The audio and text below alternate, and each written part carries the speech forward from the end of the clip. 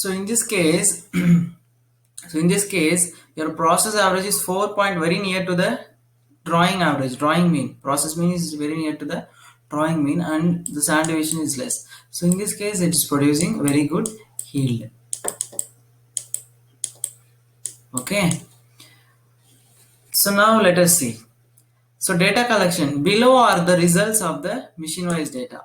So we can plot the graph for the machine-wise, and if you see, machine A is performing very good.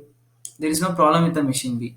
So machine A is performing good. There is a problem with machine A. Sorry, machine B is slightly tilted towards, moved towards the higher side, and therefore it is producing rejections. So now you understood, because of stratifying and data collecting, your data collecting, the rejection, the 20% rejection is happening.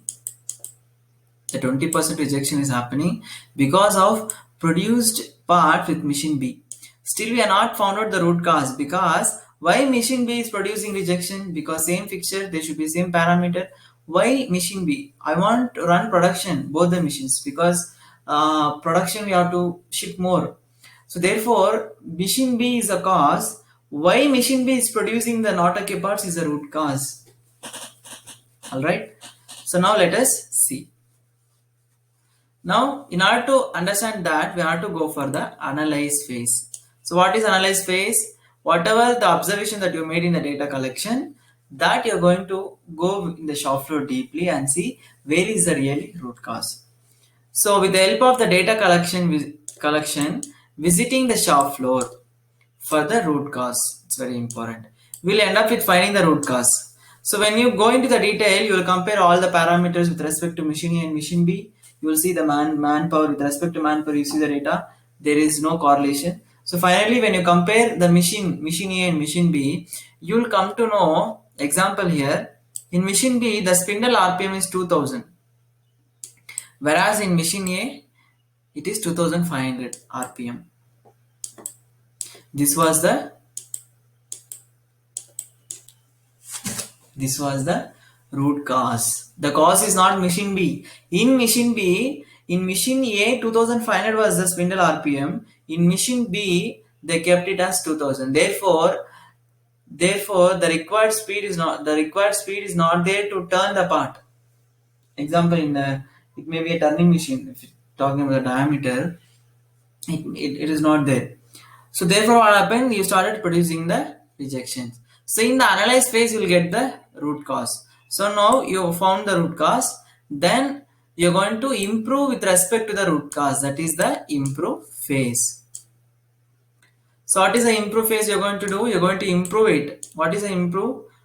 This is the root cause. Machine A is so and so, machine B is so and so. The improvement action is machine A is fixed as of now for the shaft turning 4 plus or minus 1 mm. This is the immediate improvement action that you're going to do. And also you can take trials with the machine B with respect to 2500, validate the parts, and if it is okay, move forward with the machine B as well.